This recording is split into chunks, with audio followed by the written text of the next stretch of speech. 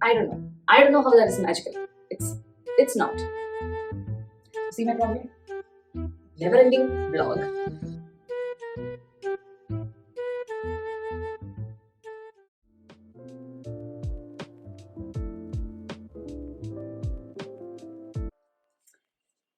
Hi guys. So I'm filming my first reading vlog. That's this. I don't know how to behave in a vlog. We don't catch our mics, right? But without a microphone will my odd. Anyway, let's try this. So I thought I'll take you through next 7 days where I'm trying to reduce the time I'm spending on my phone. Looks like even though I'm such a voracious reader, I still have very bad screen time. Around 3 to 4 hours, I think, per day. And not all of those hours are on socials, but I'm sure I'm not calling anyone for 4 hours. So I tried to reduce that. So I thought, first of all, I'm logging on my phone. There's no way I can, look through my phone. Second, I have a TBR. I've never had a TBR this huge since a long time. I have around 20 plus books. Now this is relative to those who think this is big or this is like a small TBR. But I don't think I perform well, like function well, if I have too many books to choose from. Like, for example, this month, I'm not able to pick a book because all of them that I have on my TBR are the ones that I want to start immediately. So, adding more to it is no. So, what I'm doing is film next 7 days when I read and give you a kind of update on my reading and also help me choose my next read because I'm going to film it.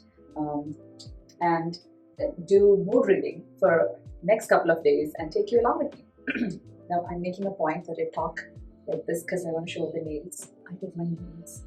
Isn't it pretty? I always feel good if my nails are done.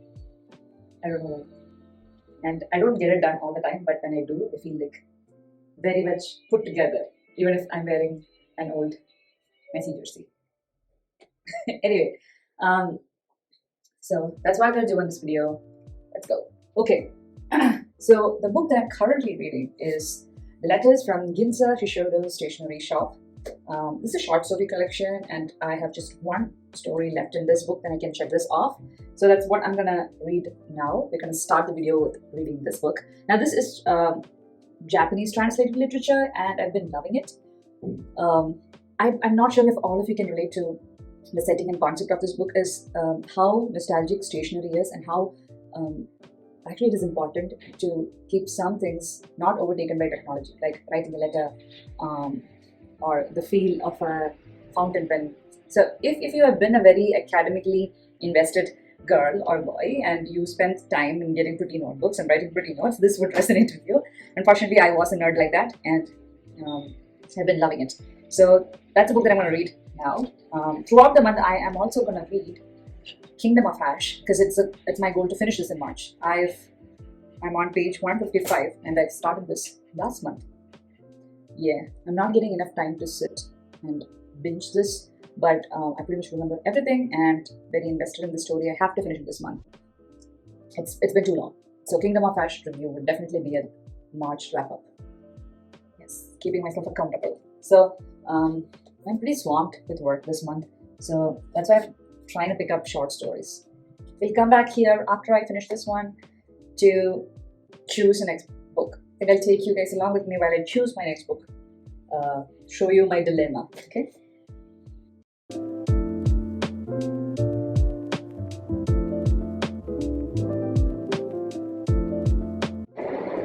I probably shouldn't look like a homeless person, so I put some earrings. So I'm kind of conscious having a camera while I'm reading and I'm not able to concentrate. And I cannot keep my phone running for an hour. I don't have that kind of memory. Middle class vlogger problems. But I'll update when I have something interesting happening in the book or when the book is done. Right? Right. Let's do that.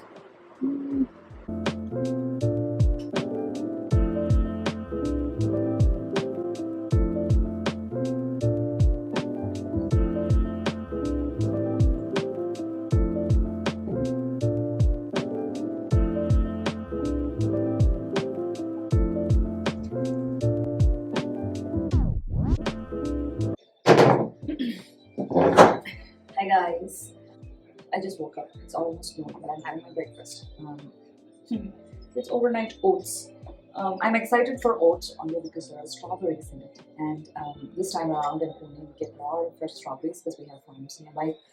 So for the foreseeable futures, until strawberries go out of stock, it's oats for breakfast. So the last time we spoke, I was reading the letters from the Ginza Shishodo Stationery shop. I finished it that day itself because I just had last story in it.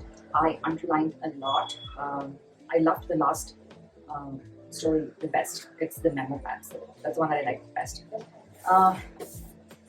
Now this book is best if you are traveling. If you have been to Tokyo and Ginza, then this would be like reminiscent of that place so much. I think my glasses would glares. Anyhow, so this book, it's nostalgic in a different way. I would say the book is such a feel-good book. There's not so much of an emotional toll. I don't know how much we could relate to it, but because it's happening in a different country, the culture is different. But that's what books let you do, right? It lets you travel beyond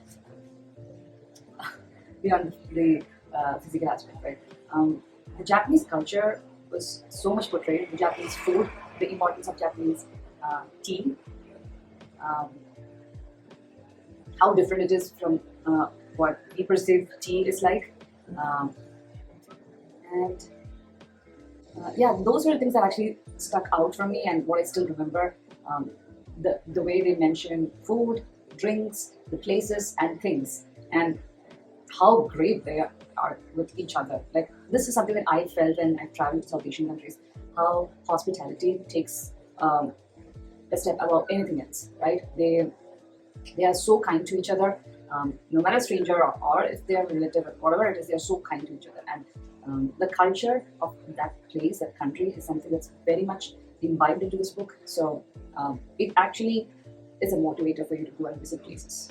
So, yep, it's a very short book. It's a quick read. Pick it up if you see it in a nearby bookstore, and it's worth your time. I have quite a variety of selection here. I'm also listening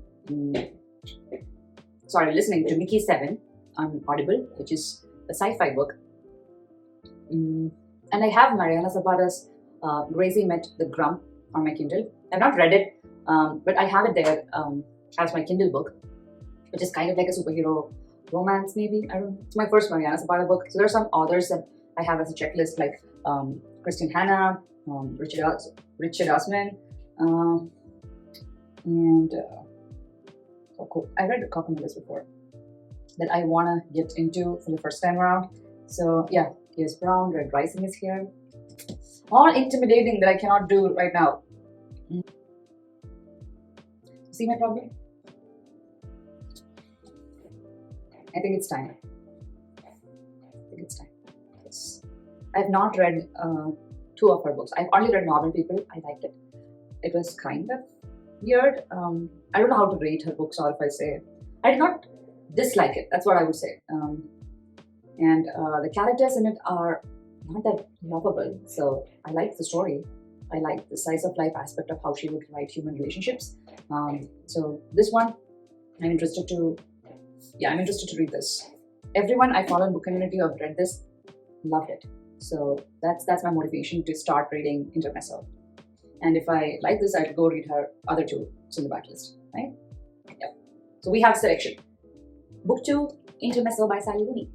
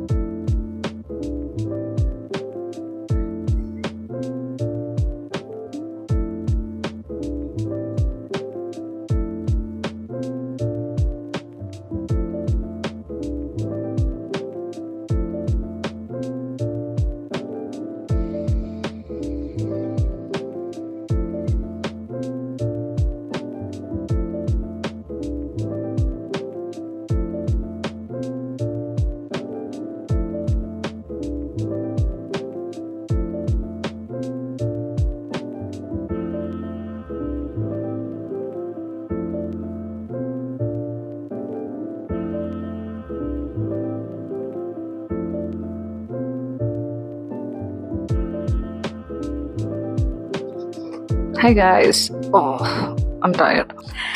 So I thought I'll give you a quick update on Intermezzo. I'm halfway through the book. It's going slower than I expected because Sally Rooney is not an author who would let you fly through her books with your brain turned off. You obviously have to commit, and she is an author who demands attention from her author. So I personally have notes taken, and I'm like reading and thinking about what she's written. And she's a very raw and fearless author who does not hold back when she's writing about human emotions. So yes, there are a lot of things to unpack. I've been liking all the characters. The brothers Peter and Ivan are extreme opposites, and they don't have necessarily sibling energy that you would normally see in novels. They're both adults, and hence they are separated both emotionally, and they don't see each other and all of that. I'm not liking Peter as much. He's turning out to be a fascist in his ideologies about feminism and his relationships and how he treats a woman he is in relationship with, how he treats family, how he thinks about himself. His inner monologue is quite the intrusion for us readers. It's kind of, you feel illegal to actually poke into the thoughts of this person and actually understand how flawed he is. Usually Sally's characters are all flawed. In this, you don't hate everyone. I personally like Evan, I like Margaret, Sylvia. Peter is still not on my good list. I mean, yeah, he lost his dad, but I think fundamentally some of his ideologies are yeah, but I still have around 150 pages to read. We'll see. I hoping that I get to do a huge chunk tonight, and probably the next time I talk to you I would have finished this. If I don't give a review, I'll try to give a review at the end of the vlog or the book. Yeah, so that's going on with Intermezzo. Let's continue reading. Finished Intermezzo. And I liked it. I actually loved it. So I had a lot of bias about this book from the internet. Everyone who I follow for book recommendation read it and they loved it. So this does not work with all the books, right? If everyone in the internet loves it, not necessarily I would too. But this one, all those positive affirmations that people were talking about the book actually helped me when I went into the book. And this actually helped me understand Sally as an author a bit more, so that I would consider her other work in a different brain energy.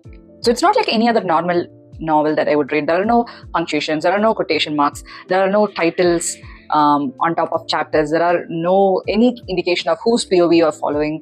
So it's just a flow of consciousness that you are following, who and the author chooses to take us through her lens, and we are kind of intruding a whole life that is playing out in front of us, right? Oh, it's windy. Okay. The main characters, the whole 6 of them, including the dog maybe, they are quite complex adults, and there is no sugarcoating anything that they're going through. Without spoiling, the plot of the book is Peter and Ivan, who are 2 brothers, just lost their father to cancer, I think, and they are grieving, and they're not actually handling it very well and taking it out on the other relationships or situations that they're going through, and how they come out of it, even if it's not completely coming out of it, how they find closure in somewhat sensible way and in somewhat happy ending that they get at the end. So there is discussion on monogamy, there is discussions on grief, about parenting, about how the elder child somehow ends up being a parent without even asking to their parents. This is not, a beginner-friendly novel, but if you are okay with complex sentences, and if you're okay with a lot of indirect foreshadowing and life musings, and yeah, so she's not like a direct conversationalist. So, and the dialogue that's in the book, it's very hard to recognize the dialogue from what the protagonist is imagining. Keep all of that in mind. Practice yourself reading a smaller, like a shorter book from Sally, maybe Normal People. I think it's the shortest one, and then get into it. So yeah, but I felt the characters are all well-rounded, and surprisingly all the characters in this are very forgiving. The women in these books, they're very forgiving. I was just imagining putting myself in the shoes of either Margaret or Sylvia or Naomi. I wouldn't be that forgiving to these men.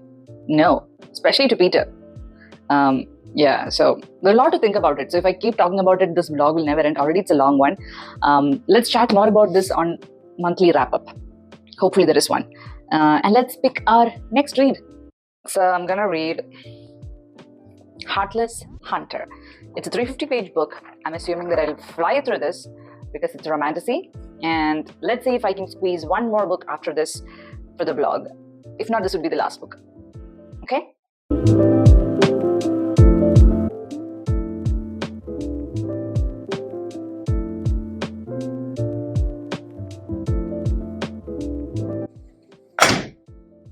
Is that better?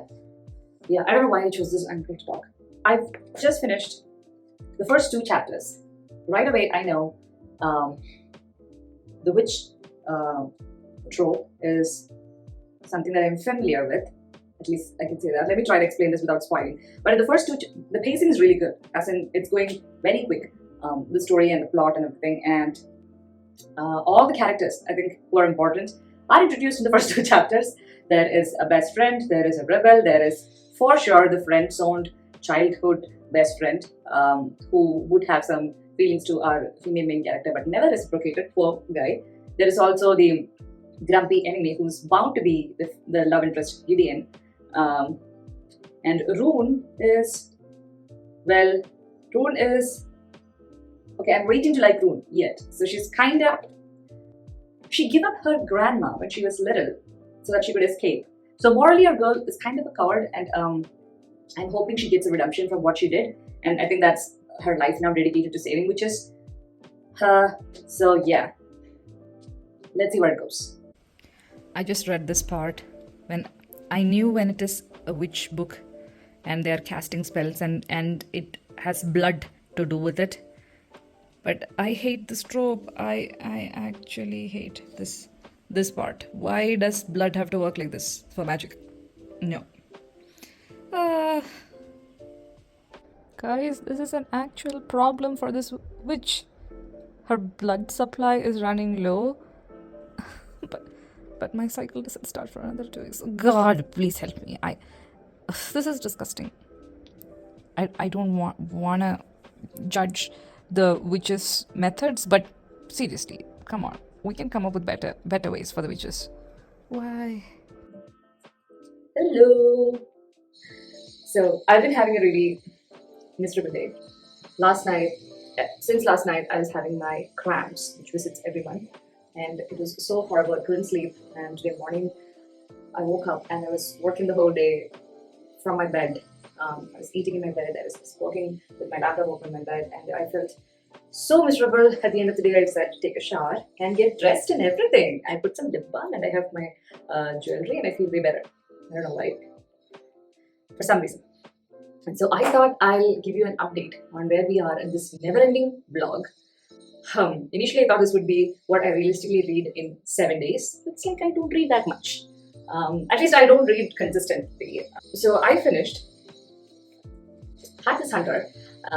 Couldn't vlog much of my reactions while I was reading it. I think on the first 50 pages or something, 4 days back, I updated my thoughts, but nothing else. So the book is a romantasy, and it was easy to read. It was fast-paced book and everything, but I think it was overhyped a little bit for me. The romantasy aspect of it was there. I mean, the plot and the romance were given equal time through the pages to shine. But I felt I don't buy their romance, because I feel like the time that they have spent together, or these banter that they say that they have had, or the acquaintance that that's explained to the author is out of the page, and there's no so much dialogue between the two characters, like the male and female main characters, on this page that you would see. They are just reminiscing or recollecting things that happened in the past, so it's not just in front of the reader that's happening. Do you know what I mean? So there is less dialogue of that, and morally these two characters, I am not quite sure if they are on, they strongly believe their cause, but I'm not convinced that it's morally the right path that they have chosen for some reason. I'm nitpicking maybe, but So the plot is where Rune Winters, who is the female lead, she's a witch, and in their kingdom, witches have been banished. So there was a witch queen who was very cruel, and our male lead and his brother, so Gideon Sharp and Alex Sharp, the brothers, killed the witches and banished all the witches and decided to purge any more witches that are there. Either they are banished or they're killed if they are found living hidden, in the kingdom. So Rune, who is like acting like a socialite, like a noble woman, by night she is this vigilante, rich savior, witch savior, who would actually help abduct witches from prison and sail them off to a different kingdom where it is safe to be a witch. Witchcraft can be practiced.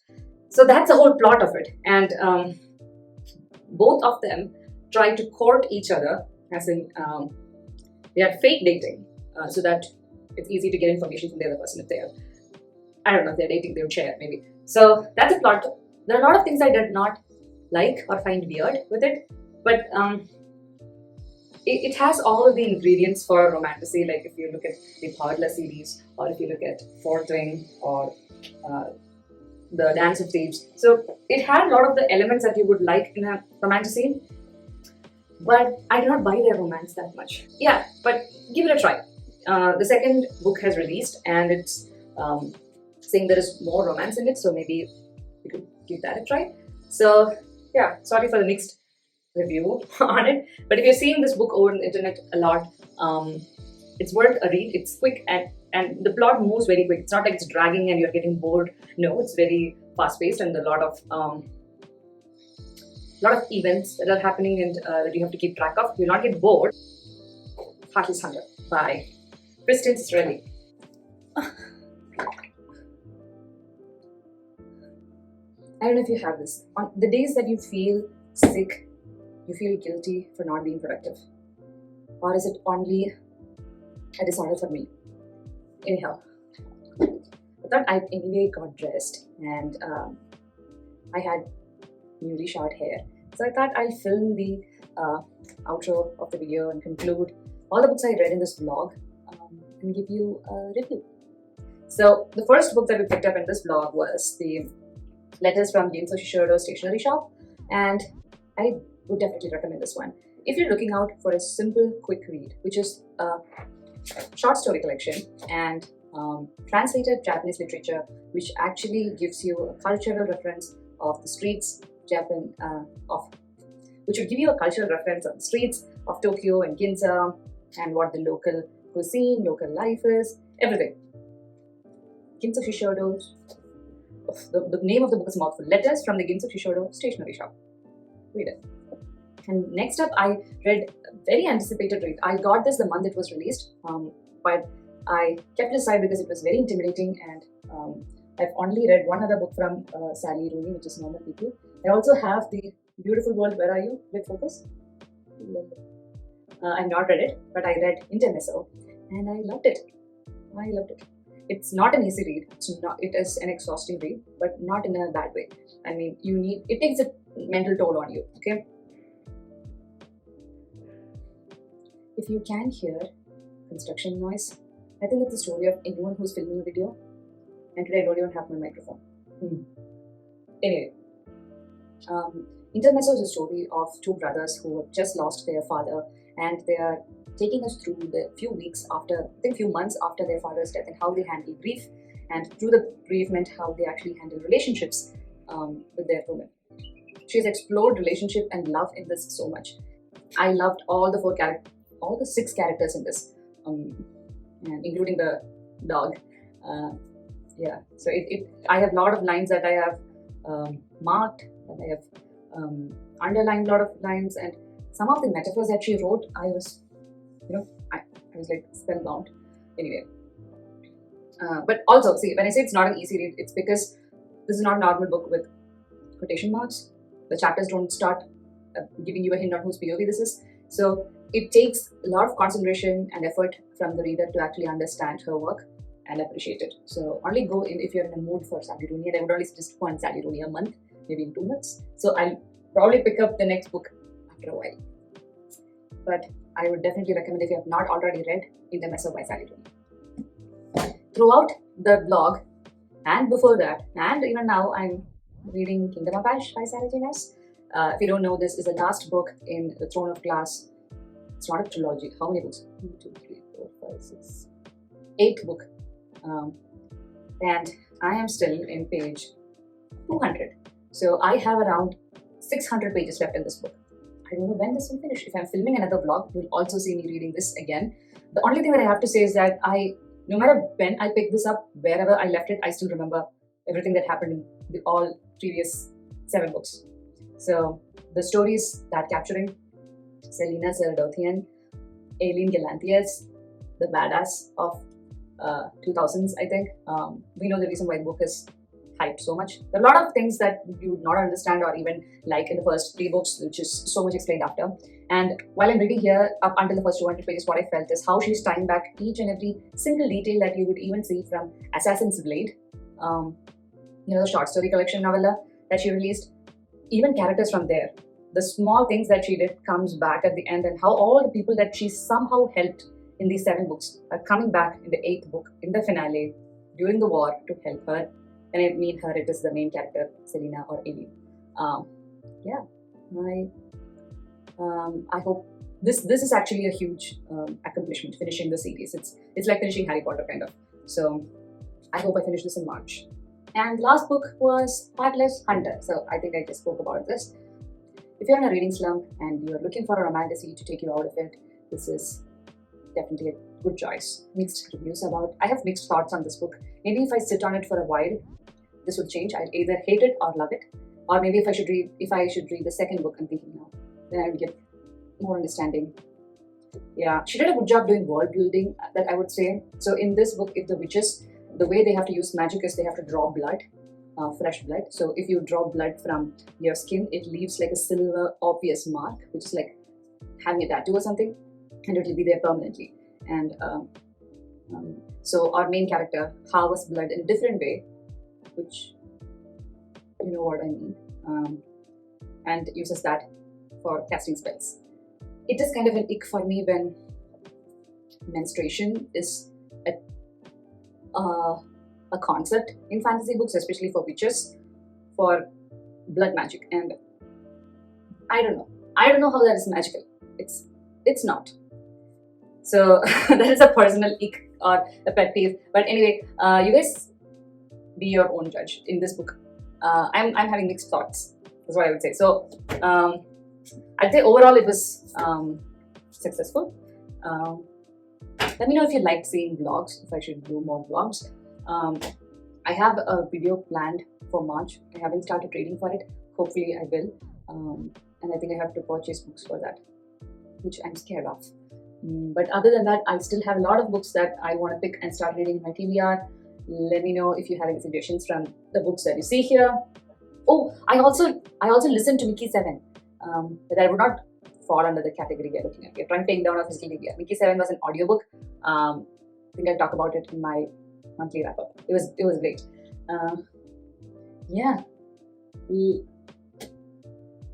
That's all. If you like seeing videos from this channel, do consider subscribing and let me know what you feel about the books that I'm talking about, if you have read them. And I'm so grateful for people who have commented books, recommending them to me. That is something that I love seeing, find new books, and I have added them to my TBR.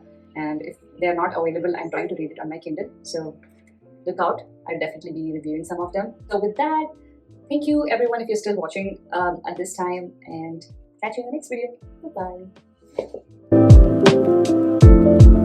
Bye-bye.